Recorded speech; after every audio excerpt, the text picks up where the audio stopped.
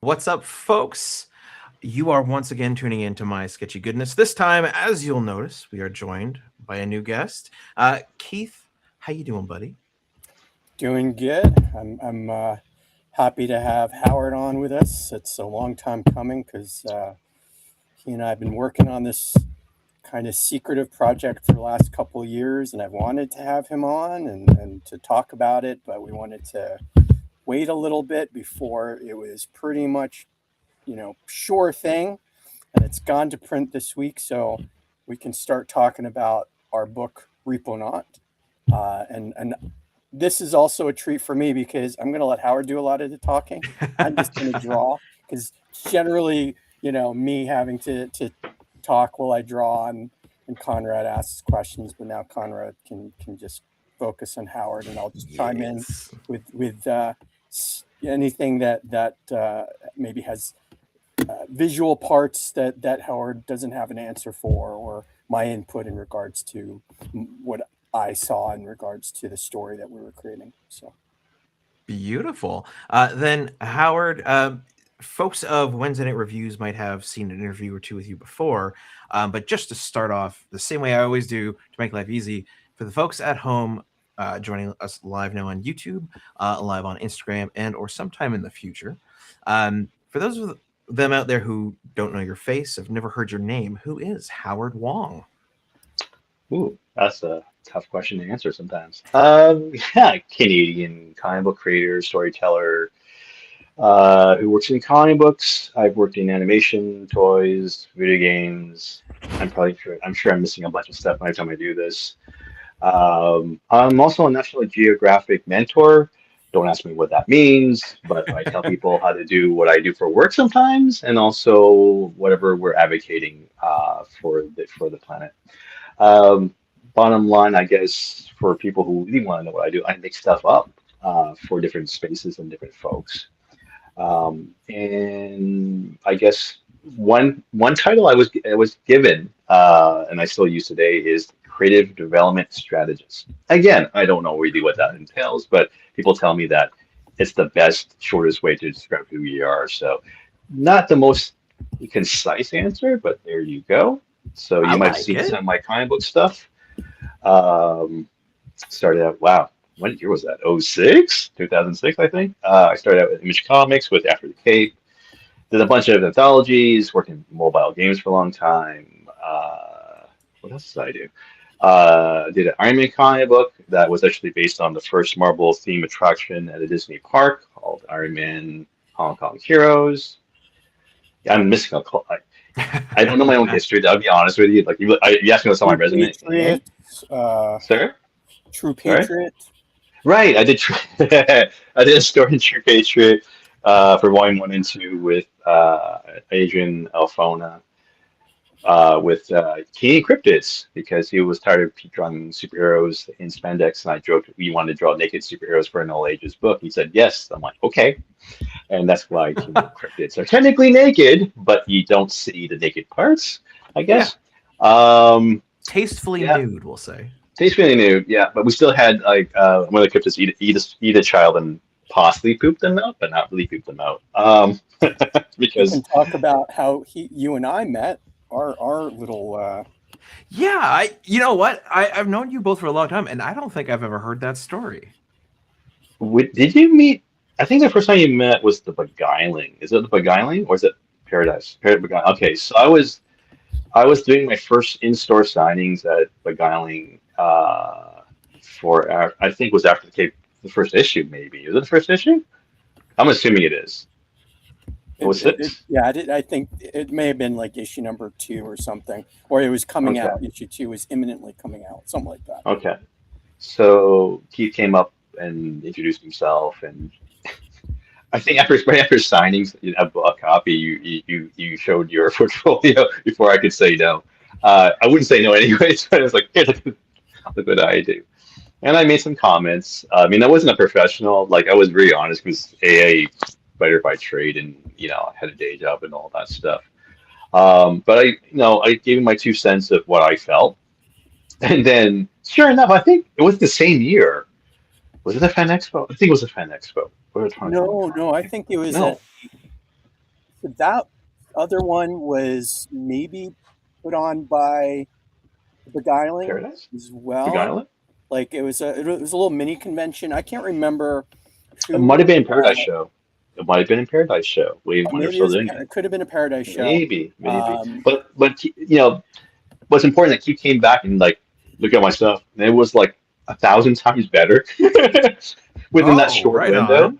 And I was like, God damn, okay, we can do something with this because at that time I think I was waiting for art to get done for volume 1 or 2 of After the Decay. And we end up pitching a story for Toronto Comics Volume 3. I should know this, shouldn't I? I don't know my own history. 3, 2, 3 No, or 2. you're skipping a little bit here. So Am I?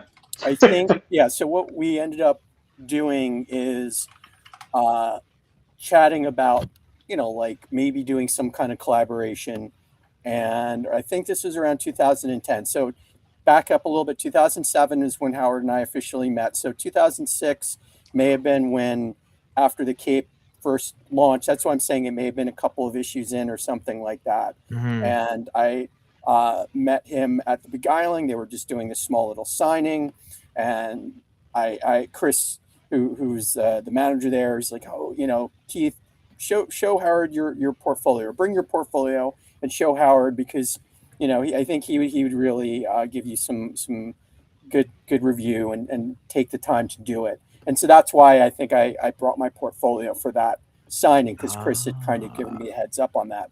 And then to what you had said, you critiqued it. You were very kind. You're also humble. Like you're not like, oh, it's not like I've been doing this for a long time, but from what I can tell, here's how you can tell the story better, blah blah blah. And then I made those changes, and this was at maybe a Paradise show. Showed it to him, and he's like, oh, okay, yeah, you're definitely, I like what you're doing here. And I don't know if we just started kind of riffing off of what I'd been working on, like ideas wise, and we realized that we kind of, we had a camaraderie, a kinship. And so from that point, we started talking about, like maybe doing some kind of story together. And that's where Dog Days came in. Right, Dog Days was first. Right. Oh my God, old Dog Days. Right. Pre-Toronto Comics anthology. Dog Days was Right. a story that I still like to do to this day. I think it was it was a really interesting idea in regards to dealing with somebody who is getting older, and then since we had family members who were going through that kind of thing, we were like, this would be a really cool story to be able to work on together. And I came up with like, or I remember specifically, you came up with a script, and I was having like some difficulty with it. I was like very rigidly following everything you said. And I remember like maybe I was on page 7 or 8 when I was thinking, I think I want to like change this, but I don't know if I should say anything to Howard. And Howard, to his credit, when I kind of broached the subject to him, like, can I tweak something from your? Howard's like, yeah, I don't care. This is just like a starting point. What do you got? And that really was one of the first times I realized that you don't necessarily have to follow the script from the writer, as long as you and the writer have some kind of like conversation prior where you go and make sure it's okay that you make those kinds of suggestions, and make sure you make those suggestions prior to getting too far into the process. And that was like a light bulb moment for me. So I was like, so I can do this the way I think it would best lend to the story, as long as it's not deviating so far from the story that it's a new story, right? So that's when I started to realize that I could, with my visual storytelling, I could be a little bit more true to myself versus the way that the writer envisions the story and wants to have it play out through their vision. It became really more of like the idea of, oh, this can be kind of both of our thing, right? And from that point on, once Howard let me go, I think it really opened up the story. And I think we got up to like page 20 or something with the story, but it was it was like a big endeavor. It was a long And time ago. We launched we did an ash, well, I call them mash cans because I'm old enough to call them mash cans, but ash cans, aka what do you call them now? My brain just farted completely. Mini comics, some people call them yeah, that, which that's was like a the more mini modern term, comics. and now they changed the term again. But so it was interesting because we both had the same experience with uh, an older loved one, and then some people suffer from it. It's like dementia, and then working a Mm. story around that, not um, to go pity. It's not like the pity patty kind of story. More of a you have it, you have to live with it. How do you live with it when you have to do something? And it became this cathartic kind of Absolutely. process for both of us because at the time my grandmother had it, and it was hard. It was hard for me personally because I drew things here and there from my own experience encountering it. Hmm. Um, because for my family, like my grandfather passed. This is my mother's stuff. My mother's stuff. My grandfather passed. No one knew she had this. But what happened was we took turns. The grandkids, so two of us out of many, took turns living with her. Right after he passed. Okay, And yeah, at that take care time, of her. Right on. yeah. At that time, I was working downtown. I knew I was living downtown, so I was like, obviously, when you live with someone, you notice it. It's very apparent, Oh yeah. and you gotta tell everybody. I think grandma has, and then no one, everybody obviously shuts you down. It's like, I wish I didn't have to be the person in the voice to say, come sit more than a couple hours, like be here, and then let me know if I'm wrong. I hope I'm wrong. I really hope I'm wrong about this, but so yeah, and that became a thing, and it was a weird wait, but it became this like drive to do this. Mhm. Um, well, Wow. yeah, I mean, yeah, it's been a while actually. I think both Yeah. my writing style and your art style has definitely well evolved way past, way from that point, which would be interesting to see how we would revisit the thing. I mean, plot wise, I think it's still fine and totally like where it should Yeah. be. The writing and the art definitely would be transformed. But yeah, when we released the Ash Can, people loved it and was asking when we're going to do it. But the funny thing, no publisher really wanted to do that kind of story at that time. Yeah. 'Cause it's more like what Jim Lee said about like why can't we do in comic books here in North America what they do in manga, and that was more of a manga-esque, if you want, in quotations, type of story versus at that time superheroes, or really dark crime noir kind of thing. Hmm. So ours was obviously very left field for here, but now the time has changed and people have acclimatized to really interesting deep dives into mundane stories. Like Free Rent. I don't know. I didn't Oh, know anything. I didn't know anything about it, and I started watching with my wife, and then it's tears. a when you explain to people, it's about nothing, but it really it kind of it takes place with doing the most mundane nothing. But because of that, you focus on the important things of the story, if that makes sense. Hmm. So we, as fans, have acclimatized to that where that can exist in North America and people are fans of it. You go, 10, 20 years back, it's not a huge population who would get it. Now it's sort Yeah. of like you talk about free rent in any convention, people are like, yeah, and they will start, recounting Oh, episodes big or time. the manga, right? Um, And God, that's a good point. Like um, we have revisited a couple of times over the years, right? And I just want to kind of connect back to it where I think we're realizing that it was like maybe a bit ahead of its time, and Mm. so when we decided that maybe we should like not pursue this specifically, but or keep it on the side, but let's see if there's other things that we can work on, and that's when the Toronto Comics came up with. I think it was around yeah. 2015 when Oh, that right on. one Okay. I think so. when that went it was a few years later. Like we had probably started working on the dead or the Dog Days 2010-ish, worked on that for a couple years and tried getting to see what if it would be something people would want or publishers would want, and publishers I don't think were really that interested at that time.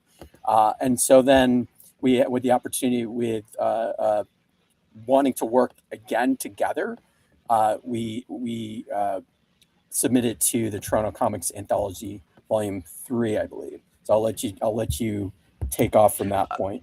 I'm gonna briefly pause you. So we're 15 minutes in, and we've got a couple comments. I just want to get these out there because I feel we're on a roll. So firstly, Leo chimes in. Good to see you again, Howard.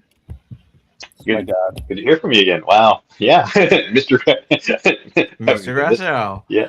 And then our good friend Paul Kemp. Good evening. Looking forward to a great show with Howard. Paul. Yeah, I wanted to get those in there. And yeah, I would say please do, Howard, continue on if you'd like with the how you sort of got into Toronto comics. And then, yeah, when you guys are ready, we are here to also boast up your new book. So yeah. Take it away. I think Toronto Comics, the story became dead to us, which I'm seeing. See, I should have prepared, but I might have it on my desk. My desk is a mess. You're not seeing my desk today, but I might. Give me 1 second. But it was originally in one of the Toronto Comics. Well, I think Volume 3. Don't quote me on that. So it was like obviously grayscale. Oh, I do have it. Okay, good.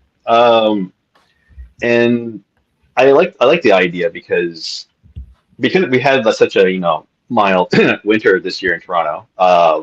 During that time when I came up with this idea, I was shoveling snow to the point where I remember I shoveled enough snow where I actually shoveled out a seat to sit down. That's how much snow we had during the year when I made the story for the picture. I just sat down and I just sat there watching the snowfall. I'm like, I don't even care anymore. And the idea, like, what happens if it kept on going to the point where like the snow's so high up you can jump off the CN Tower and you're fine, which is madness, right? So it's like, oh, that'd be a fun idea for a story, and then which became Dead to Us, which we basically reduxed the. I don't know, we can see. I can't see my face, so you can see that.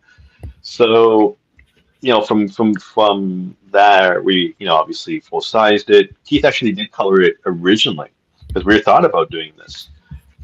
Here's the jumping off. I know because I can't see a thing, so you guys tell me if I'm going up or down, left or right. You're good. Yeah, that's good. All right.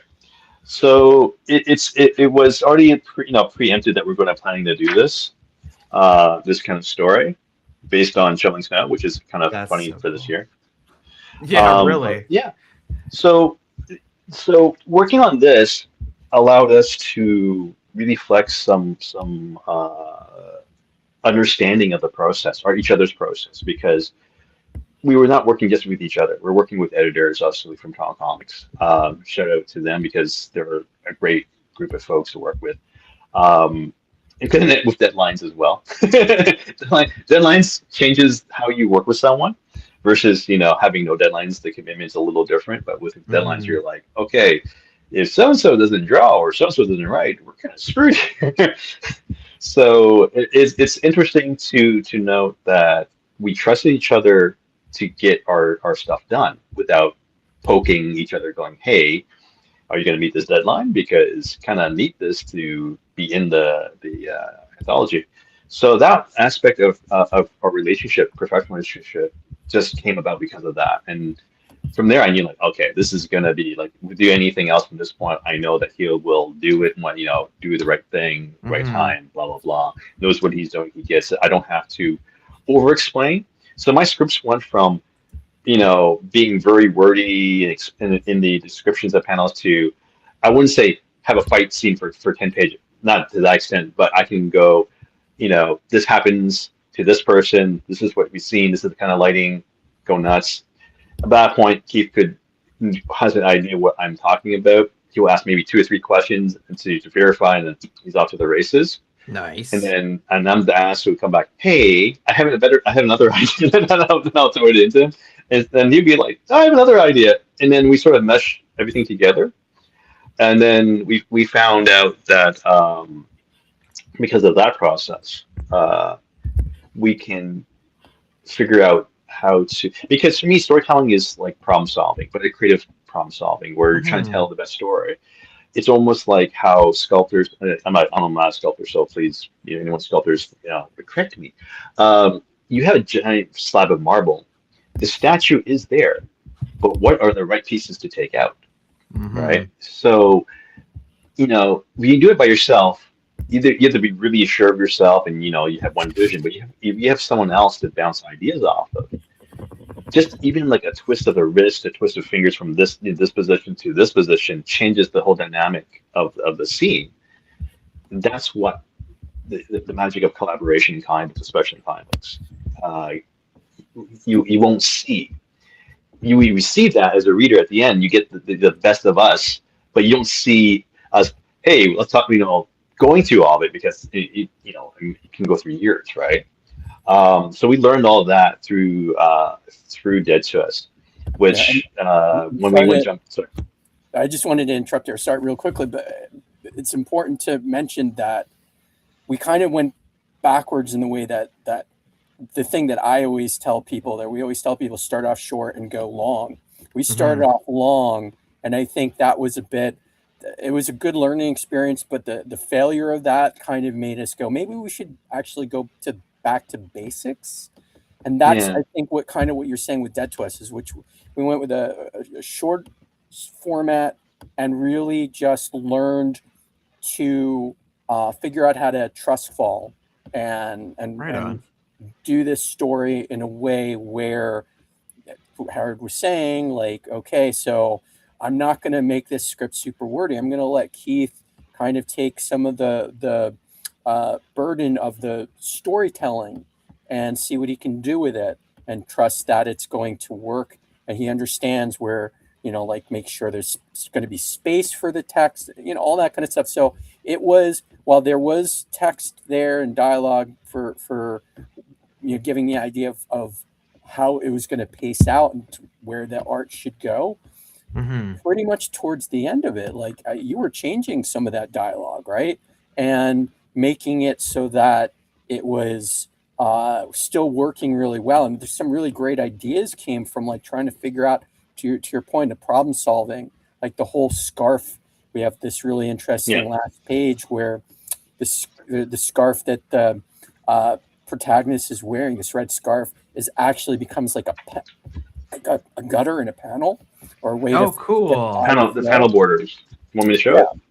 Yeah, sure. Oh, that's cool. That's so creative. Like, I love that. Like, it's a way to add a cool detail to also, like, add into the character's design and really just stretch it a little bit. Beautiful. But it's one thing to have it in your brain, which you can do that all day, but you also need a collaborator to go, yeah, I can do that. And we'll get willing to try it.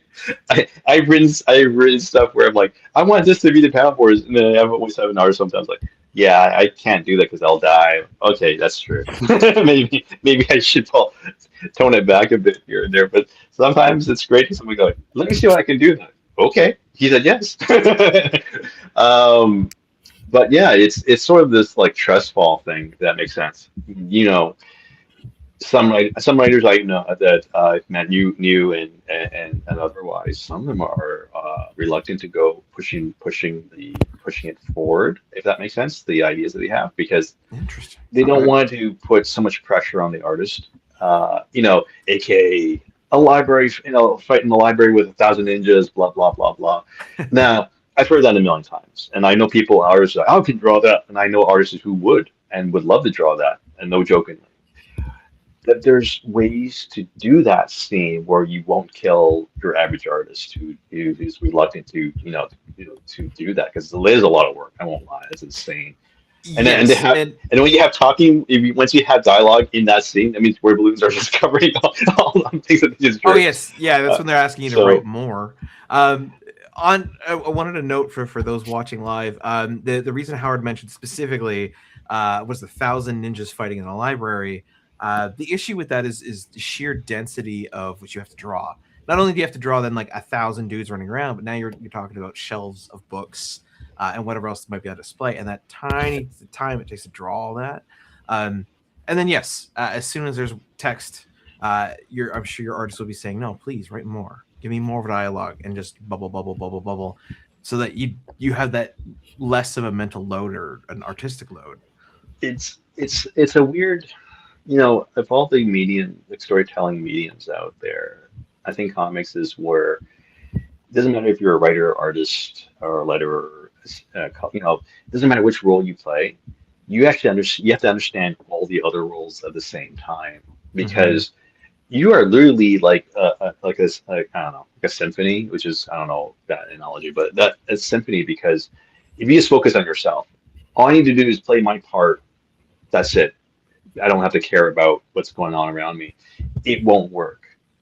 But when you anticipate, you understand that I need to sort of, you know, lower my, play a certain way, a certain mood, so that the other person is going to like feed into it and add in, and then harmonize and what have you. So it's this weird, like when I talk to new writers, and like, what's the first thing I should know? I'm like, color theory be one, composition, Mm-hmm. try sketching your stuff up. Well, I can't draw, neither can I, but sketch it out. Why? If you can't even sketch out your idea, how do you expect someone to draw it? For one, Massive. and for me, I also letter. So when people are like, how much words can I put on in a panel? It's like, I don't know how to explain it to you, because depending on how many panels you have, I mean, how much real estate of a page are you using? Is it a UK comic, a US comic, manga? It changes. So I always tell people, learn to letter basically, and then letter anything you write. You draw stick figures and letter it, and then see how it goes. Does it flow properly? Is it how you envisioned it with your dialogue? Is the voices there or not, or is everybody sounding like John Doe? It doesn't matter who's talking; it's all John Doe. Because it happens. I mean, I learned that. I learned it by literally lettering. Out of because I keep changing my script. I found myself liking to change my script when I get the art back. So even when Yeah, people give yeah. me the thumbnails, once I see like art after they always, yeah, the thumbnails were good, give them the art. I'm like, you know what? I'm gonna take all this out. Let the visuals do it. You know what? I actually want to add a word balloon here. Could you? I'm sorry, but I'm gonna figure out how to do that and not cover as much as your art. But we need, well, like, maybe this there. And I work with the art, then against it. I know some folks who just, whatever my words are sacred, they're going to be there regardless. That's it. I don't want to go back and do it. I'm like, well, let's think of every single storytelling medium. Film does that a lot. People ad lib even during a scene, Mm-hmm. totally off script, because the moment's different, the lighting of the change. Maybe you missed the window of wherever lighting you're trying to get naturally. Now you have to change what you're saying. Um, in live plays, some people do something different because they're feeding off the audience. Musicians do that all the time, right? They feed off the audience, and they might change something. So to me, it's a living thing, and how the process meaning. So once you get the art in as a writer, your job doesn't stop. Your job is to, okay, now that we have this, do we still need everything, all the stuff that I thought I needed? And a lot of times it's not. I found that that aspect of the process interesting because it feeds into RepoNot. So for RepoNot, I had a shitload of time trying to write a script for whatever reason. I had that mental block to do it. A lot of false starts, which is crazy. Mm-hmm. I Well, even tried writing it as a we should actually back up a little bit there too, because how did RepoNut come about, right? uh, basically what Keith was doing here. He was sketching an astronaut in black and white. We were talking one day, and I like blurted out, "You should do a whole comic book in that style. It's pretty cool." Yeah, I think but he basically said, "What? Give me ideas?" I'm like, "Oh no, you has." even a little bit before that, just so I remember, kind of tying everything back to the old dog days, um, which was the first thing we had ever worked on together. Was uh, we were revisiting it. We were like Yeah, we going, were. we like, because we had just I think it was, we had just released Dead to Us in Hmm. color a couple years, like this is a little bit over 3 years ago. And we were going, well, maybe we should revisit some the other ideas we have, right? Mm, Because I mean, we've got a couple of different things going on. Some of them we can't really work on right away because of certain aspects of life, but others were like, well, we can maybe revisit it. And so when I was basically, I was teaching, uh, I was tutoring essentially online, and my student liked watching me draw, so I would share my screen, and I was really enjoying this thing I was drawing. It's this astronaut, and our lesson ended, and Howard and I were going to have another video chat to talk about what we were going to do next. And so I'm like, "Do you mind if I share this while I'm um, I right want on. you to see what I'm working on because it's a little bit rude if I'm just like down with my head like this all the time." So I was like, Howard's like, "Yeah, sure, I don't care. You can watch, you can share it with me." And so I started doing this thing kind of very much like what I do on our show.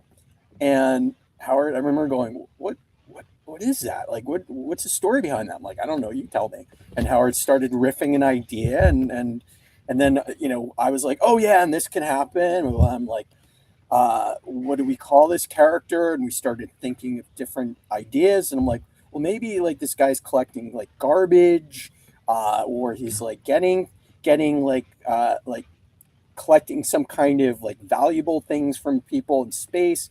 And then I'm like, what if it's like repo, like some kind of repo knot, right? Or something like that. And so, or maybe Howard said repo. I'm like, it's repo knot, right? And so that's how we came. It was very organic, very much like a back and forth that started feeding off of each other. We called it like this, like kind of a little bit like jazz, but that's not really. We weren't completely in that mindset yet. Not yet, And no. going back to what Howard was saying about the script, so go. You can jump in there with Uh, your difficulty coming up with an idea. Oh, r- unless Konrad yeah, wants. really quick. I was just gonna say, to the folks out there on YouTube land and or Instagram, do feel free to ask questions in chat. In between these two, I'll find a way to get them in. Sorry. And yeah, if you have questions about the projects they're working on, Repo Not itself, the crazy, horrifying thing that is upside down that Keith is drawing, which is subject pertinent. Yeah, feel free. Howard, go for it. Yeah. So for the title, I can't remember the film. It's an old film, I think early 80s. And it was called, I think it was Repo or something, but it was about people who repossessed the cars and other things. And it was such a trippy ending. I remember watching it on when City TV used to do weird, we broadcast the weirdest films at night way back in the day. Yeah. So it was one of those nights where you're like, I'm not doing anything special. I'm gonna watch TV and watch this weird film I never heard of. I remember the ending of the film where the guys were, I think, high as a kite, and they were like driving a car, and it's like, where are we going? And then it just sort of drove into space.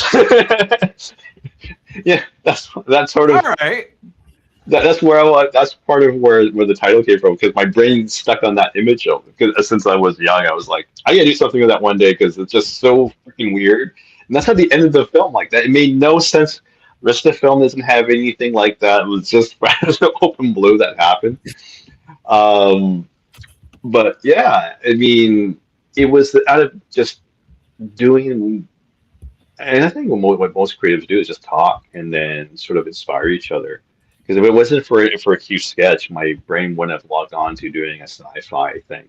At first, it was sort of like it wasn't about horror; it was just like a sci-fi repossession thing, and then we'll figure out, along the way what we're gonna do. And there was like some family dynamics, and interesting character development. Once we got to this weird horror aspect of it, I was sort of like, okay, we can have some really effed up fun with this stuff because we're looking at atmospheric horror, so it's sort of this like we don't have the it thing. It was like it's everything, and that opened up our talks and our love about sci-fi and horror from like from the first Alien movie from the Alien series to Oh my God, is it Alien Earth? My brain just farted on the Yeah, latest the TV show one yeah, versus one Alien streaming Earth. show one. Oh, And right I on. also, I mean, I think when we were doing this too, like I think we were like, what is the thing? Because another project we have, the conversation is like, what is the thing that we want to work on the most right now? And that's kind of how some of these ideas Yeah, come from. And so this one was like, well, I've done a bunch of sci-fi recently. It's not something that I feel like I need to do a lot of, but I really, really want to do horror. And I think that's where, so like the sci-fi, like with Howard saying, this guy's some kind of repo character in space and blah blah blah. And I'm thinking I really want to do horror, and so that's probably where I started pushing the narrative a bit, like going, well, what if this is I like think really? you did for sure because I just finished horror recently at the same time, so I didn't. It wasn't like I didn't want to do horror again. It was sort of like yeah, sci-fi, but yeah, but when I figured out how I would input horror into the sci-fi, and then I realized.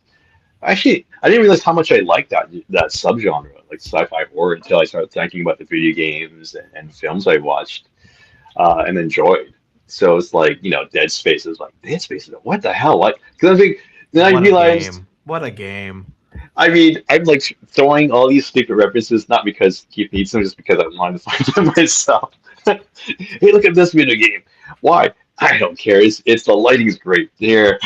So I can just relive a little bit of my childhood here and there. But no, it was weird because I didn't realize how much of that subgenre was part of, my pop culture, you know, what do you want to call it? Upbringing, I guess. Because, like Black Hole from Disney, technically that's, things like that to, That I don't scared know, me when I was a kid. right? I mean, to like watching weird things like Red Dwarf and like all this, kind of collided. And if you watch the BBC's, people might hate for saying it, the first version of, oh, my brain just farted. Give me a second. Oh, I really forgot the title of the book. Well, while you're Wow. thinking of that title, Leo has chimed in. The movie you were referring to, Howard, is Repo Man. Repo Thank Man Yeah, you. from Repo Man. 1984. Yes. Yes. I did a quick Google, and it stars Emilio Estevez. Oh Yep. yeah. Yep. Yep. That ending is still. I got to find that on YouTube and watch the ending again. It's just so weird. So weird. What the hell?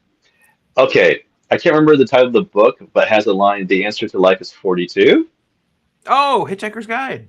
Oh, thank God, thank you. See, that's horrible. But yeah, so if you want to watch a really trippy version of that with really low, a low budget, the BBC's original attempt at it. Yeah, that one would that Oh. kind of messed me up as a kid because that's just like this weird like take on because it's all janky crap that they use for the special effects and prosthetics. It was just well it was not the same in my brain at all. But all that stuff came to play. I mean, we were able to like take things from all those things that affected us as a kid and like, hey, we should have this. Like, if you look at the ship designs when you pick up the issue, the ship designs are not like the aerodynamic stuff and the atomic age stuff. I honestly, it's making it clunkers and stuff. We're not going for Star Wars. We're going to go for like the ships that make more sense in space because there is no reason for it to make something pointy Oh, exactly. or round. It makes no sense. So you're going to maximize space in space. So it became like this, and I'm like, what reference do we have? And like when I started talking about Red Dwarf, I'm like, oh yeah, Red Dwarf has that, and started naming other properties. It's like, yeah, these ships look like crap. Yeah, we're doing that. They're not, they'll never have a Lego of it because it's literally one big giant rectangle. Oh, So nice. There we yeah, go. So so yeah, that's and, our main and ship. Yeah. so one of the things that as we were trying to figure out like what this story would be, we created a Google Drive document and went back and forth, in regards to filling in like what we thought the plot would be, and it became, more and more of a script. And it was a really just this really beautiful back and forth thing, right? So Howard would be sending me all these references for like, the Red Dwarf, and he would be sending me some of the video games as like ideas of like some of the panel scenes that we could have in it. Like I don't remember what the video game is. Where is it? Maybe an StarCraft. anime scene where No, the person's getting like their armor put on, like their StarCraft. suit put on. Oh, Right? yeah, I know what you're talking about. So there, Yeah. there was all these things he's like throwing at me that I'm like, okay, I'm going to throw this into the script. And the script at that point was more or less just like a kind of a placeholder of a lot of visual ideas, me visualizing what it would be page by page with, I would add some kind of dialogue in there just for my own, so I can act it out. And then when I got through like one draft of it, Howard would go through and add his input into it and go, okay, I think this character is going to sound more like this. And then I'd go, okay, great. So this character, I'm going to kind of tweak it because now I'm envisioning a little bit more of what this character is like, right? So I would then go to my character designs and work on that. And so it was like this real organic, what we'd call jazz, back and forth, so that we were, it wasn't really anything we'd done before, right? Because we were always of the mindset we're like, we aren't going to like have anything completely finished in regards to script. We are going to basically let this script be like this living document right to the very end. Yep. And that's exactly what happened. We didn't have character descriptions even. Like I didn't like do a full on like normal. It sounds awful. Normal character description. I sort of gave a really short version of one, like a couple lines, and then once we figured out who they were through, and I used writing, but it's like a half plot, half story breakdown, half whatever you want to call it. It's this weird thing that we sort of put together.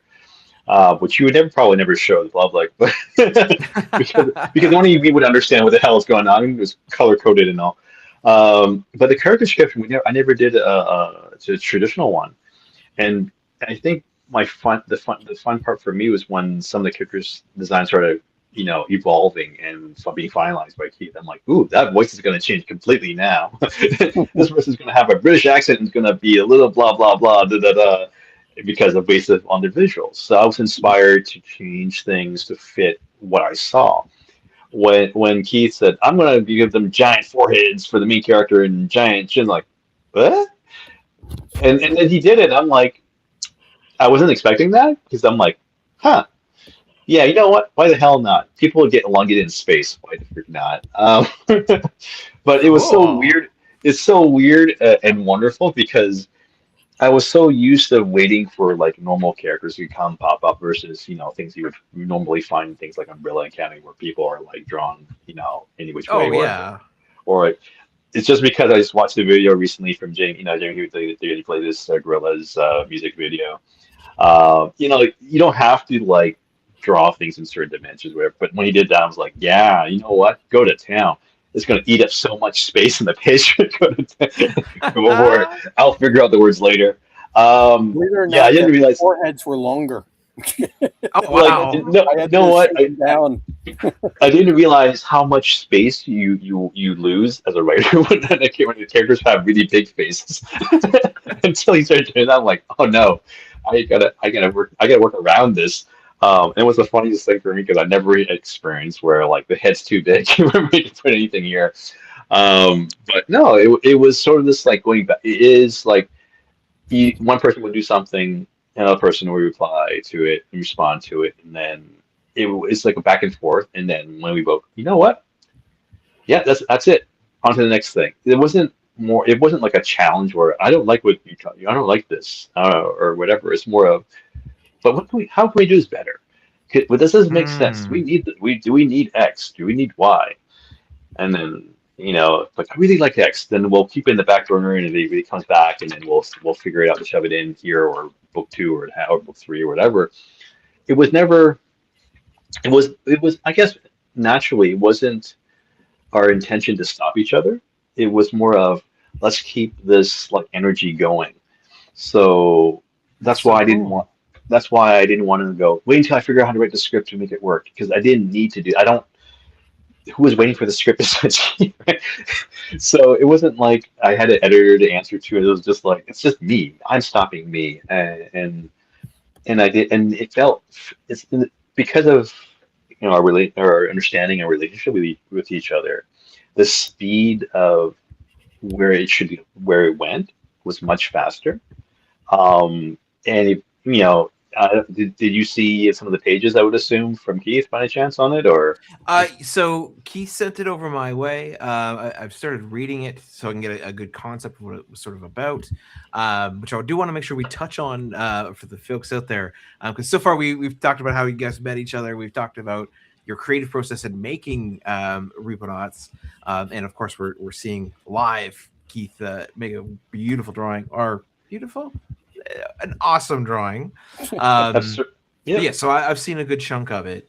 Um, and yeah, I just wanted to add too, like it's fascinating for me hearing this because so many of the people that I talk to in all the interviews I do are often first time creators, or maybe it's their second book, but it's a new artist they're working with, or it's a new writer. And so to have a duo like you two, where you guys have known each other for quite a long time, you've worked with each other for quite a while, to be able to have you guys just riff and play on that sort of the like you said, that idea where you don't have script art, you just kind of give ideas, and he started operating and working, and you kind of added in and chimed in. That is so fascinating. Just the fluidity of that.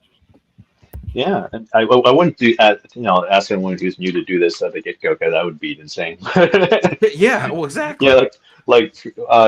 figure out your own like a not proper, but a structured process, format, and then once you know what you're doing with that, you can technically break it, and then do what you need with your process. But no, I mean, if it wasn't for all the stuff we've done in the past, like we did you know, the idealization of something to plot, story breakdown, script goes to artist breaks down the script, down to pages, thumbnails, Mm. art, come back to the lettering and all that. I mean, we've been through that. He's not saying that, oh, you know what we were doing. It's more like we know what to expect, and it was that aspect of if we sort of skip this part and we know each other well enough that we know it's going to go here. Why don't we just go there now? It was because of that we were able to do that. I would never suggest that to a new person. Go just do that now, because uh, I'm gonna. Yeah, it just so happened to be my eldest daughter. She has a story that's going to be out in the New Hotness. I don't want to when they're playing published. That's awful, right? But she's working with an artist she's never worked with before. Um, so it was. She's like struggling, like she's like first time she's writing any comic story ever in her life. Oh, okay. She's written short stories, and amazing essays and stuff. She's a better writer than me in a lot of ways. Hmm. But she was struggling with the process. It wasn't like the story idea or how the voices sound, or it was more like, why don't they understand what I'm trying to say here? Because you didn't describe what you want you're saying to me right now. So let's talk about that, and other things. But it was just seeing her. I wouldn't say the word struggle, but it's learning, right? The learning curve Yes. of working with someone you never worked with before to see how you can like jam together. Because if one person is playing like rock and roll, and another person playing I don't know polka, it may not always work out the way you think it's going to work out until you realize, oh, they're actually playing polka. Okay, it's that aspect that she's learning. I Hmm. don't know. I'm hoping, fingers crossed, that she likes it because some people, once they have a bad experience, like I never want to do that again. I'm just going to read about comics that much happen, and yeah, it happens. Not everybody's going to want to like jump in and do this because it is a lot of work. It is a lot of self-learning. It's a lot of going to workshops if there's workshops or classes or what have you, and courses. If you can to do this, because an idea is great. It's a starting point, but to figure out how to translate the idea into something, that is the biggest hurdle for most folks. No matter if you're young or old, it's the same hurdle, right? Hmm. The saying, everybody has a book in them. I believe that, but not everybody can get it out of them. Yes. Right. So for Repo Not for the art, like having seen Q's art for many moons now, holy crap, man! Like it's it was so much fun to see, and it felt so bad to cover up for many words I had. It was sort of like, what do I do with this? I don't want to do this, but I need to have this line here, and it was like so weird because there were times where he left a lot of some space for me to go nuts as being wordy, but I'm like, yeah, I'm going to just say this, the same line, just have a few lines here, which we basically took out none of this, basically this big empty voice space, because the art explained what the person would have said. So Oh, it was right this on. weird, so it was weird aspect of that that's different than from traditional formats where you go A, then B, then C, then D. So I can technically, I wouldn't do that now because we won't be through to the printers at this point, but I technically could go back and revisit because of that. I think there's a state of space to go nuts with work. I wouldn't do it, but I technically could. So Yeah. becomes this weird reminder of when I worked in mobile games where the cart became the horse, was ahead of the horse or before the horse. So I worked in mobile games for an Asian company, blah blah blah. So they would finish the entire game, all the animation, all the cutscenes. Here, do the story. Okay. Oh, okay. And then, work with the game designer. What's the story about? Gives you a paragraph. I'm like, okay.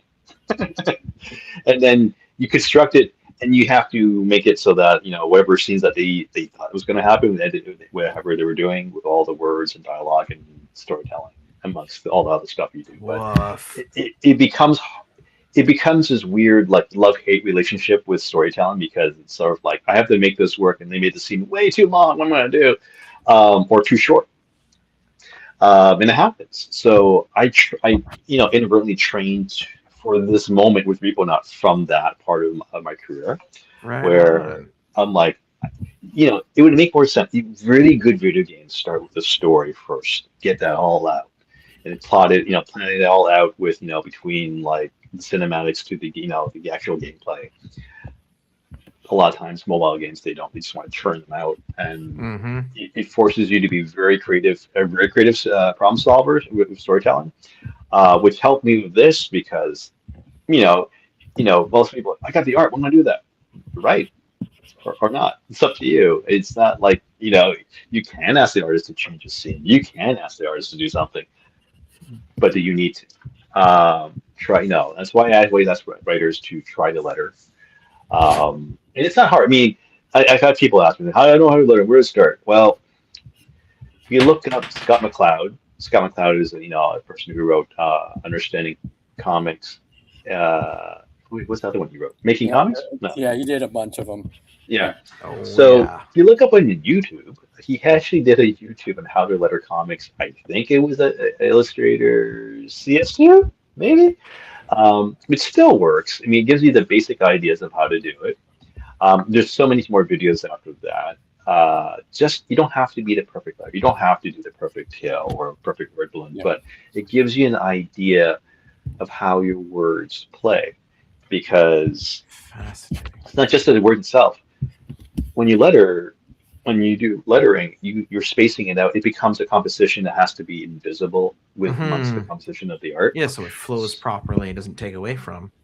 Right. So as a writer, how do you know unless you really think visually and know what you can, you can see it. That's one of the easiest ways to handle that is to literally do and go, oh, this reads terrible. I have like 4 connected word balloons here, and I would technically just wanted one, but now I have this 4 chain coming out because I'm making him like grunt and whatever. It's like, do I need all those? Probably not, but it helps you become a better writer. You become because comic book writing is really short dialogue sometimes, unless Mm-hmm. you have whatever like soliloquy that you want to throw in there. But it's usually very to the point, but also the impact of things like pauses, unlike film or or anything that you're performing. Those pauses are not necessarily written. It's through visual. And a lot of writers forget that you have a visual part to this when you print a script. So going back to Reponaut, I kind of like looked at that without thinking about that. So, do I need dialogue here? Yes or no? It wasn't because I want to put in as many words as I can to feel important. It's more of, does it make sense for this person to say something like that? No? Then yes? Okay. And, it's sort of that, you role play, you become the character, how would he would react to this? And then go for it. So because of, I said, from the video game stuff writing to me working with Keith to me lettering, helped me with Reponaut from my point. I remember Keith was asking me like, if he wants, should I just do the art first before you finish, get the dialogue down? I'm like, yes, because it ain't happening. Because I need to see it because the best way for me to figure out my writing is to see the art and letter it as I do it. So all the dialogue that you see in Reponaut that you've read so far was done live. That dialogue was not pre-written. I had an idea, but it was like one character, Lenny. That all that dialogue is brand spanking. You was nothing like that. And for even the main character, for Renix, his voice came to me within, I think, the second time he said something. Then the voice kicked in. Like, okay, that's really his voice. And then I just went to town. And it helped me with one of the aspects of some of his cussing. where it's like, because of that accent, I'm like, this works. We can do this. Yeah. And just to go back to real quickly, because we're going to have to wrap this up in a couple minutes, we really didn't know exactly what we were doing. And I think that was the exciting part about it, is Howard and I had worked together multiple times, and this was like, well, how can we challenge ourselves? And so ultimately, we decided that we would try a new way of doing this, and we would figure it out as we went. And that was the real, it's lots of failure to kind of get to those successes, which is the things I've talked about a lot on this podcast. So it's one of those things where when Howard was like, when I'm asking him, how should I do this? Right? Because I really didn't know. And Howard would go, well, why don't we try this? And I'm like, okay, I think I can do that. It was just one of those things where, we were kind of figuring it out as we went. And I think before we go, we should probably say to everybody what Reponaut is. Yes, elevator pitch me. Can you? Well, do you think you can figure it out from what I sent you? I haven't finished reading what you've sent me, but basically how I would describe it. And Keith, I don't want to stop your drawing, but can you put that other page on real quick? This one? Yes. So from what I read and what I saw, basically what Reponauts is about a Reponaut. Basically a person whose job it is to go and claim biological matter to be harvested for some reason. Again, this is where I haven't read all of what you sent me, so my knowledge just clipped somewhere. To basically, so they're going through space, and it almost seems like they're going through space where battles or something has happened. Maybe it's massive accidents. Some bad stuff is going on. And like in this drawing in the bottom right corner, people have not come out whole. And so you've got someone who's kind of like a garbage man or a trucker maybe, whose job it is to go and collect these samples for some purpose. And I think what I immediately fell in love with was the fact that the ship was talking to the Reponaut and being like, hey, we've got to cut the radio due to power loss or something like that.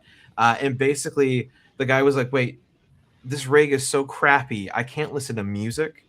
And that was sort of, it set such a mood with the craziness of what they were doing that I was just like, okay, I'm bought in. So that's my interpretation of what I've seen. But what is Reponauts, guys?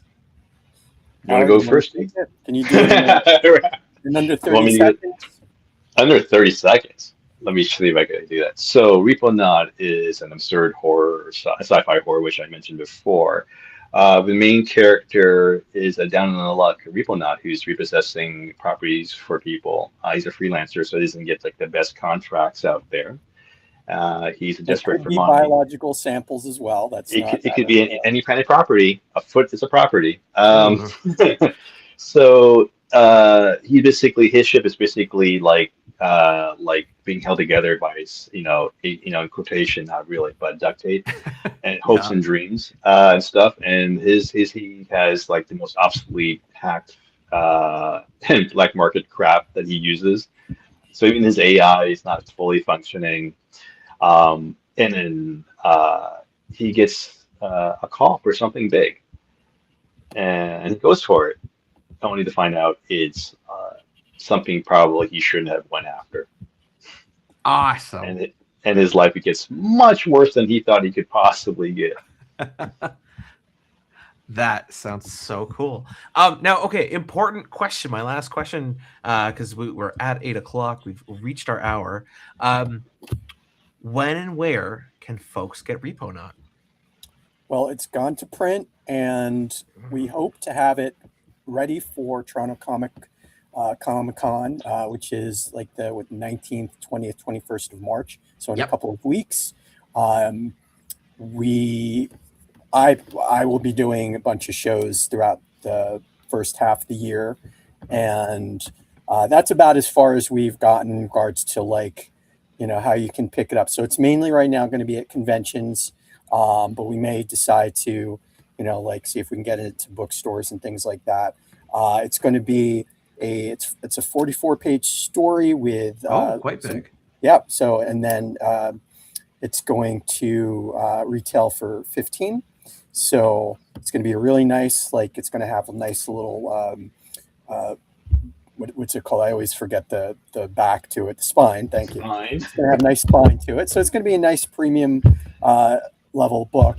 And for hopefully- for first issue, we also have extras in there, some behind the scenes stuff, as well as a bit of the story of what we shared tonight about how it came together. So it's a kind of a weird thing to have for your issue one, but also 44 pages because we're nuts because we weren't sure if it was going to be a graphic novel or a miniseries. And he's like, "Oh, you do the first issue is 44 pages." I'm like, "Okay, sure."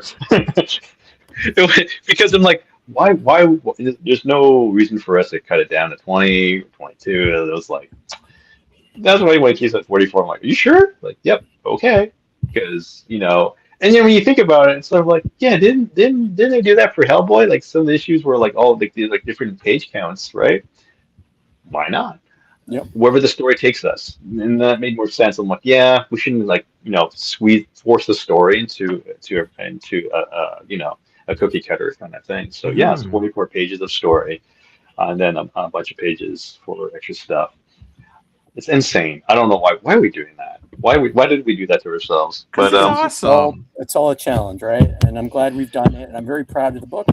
And I can't wait for everybody to be able to get their hands on it. So thank you everybody for watching us and watching me draw Renix in a really scary Renix the Reponaut in a really scary scene. So, you can pick up that pin up at Toronto Comic Con. I was just going to say Toronto maybe, Comic Con. Yeah, as long as all goes well, and we'll knock on wood for the printing. But absolutely, Howard, thank you so much for taking time to come on the show with us tonight, man. It's a pleasure, man. That was fun. Glad to hear it. Keith, as always, it was a joy. Thank you for drawing. And to the folks out there in YouTube land or live on Instagram with us, however you're watching this, or perhaps sometime in the future, thank you for tuning in. Be sure to like, comment down below what you think of Keith's art, of the conversation, and then be sure to go pick up Reponauts, hopefully, at Toronto Comic Con, if not some other show that Keith will be at later in the year, which you can check out his website for that whole listing. Wonderful, Paul Kemp. Last minute comment. Amazing stories. Thank you very much. Thank you, Paul. Thank you, sir. Thank you,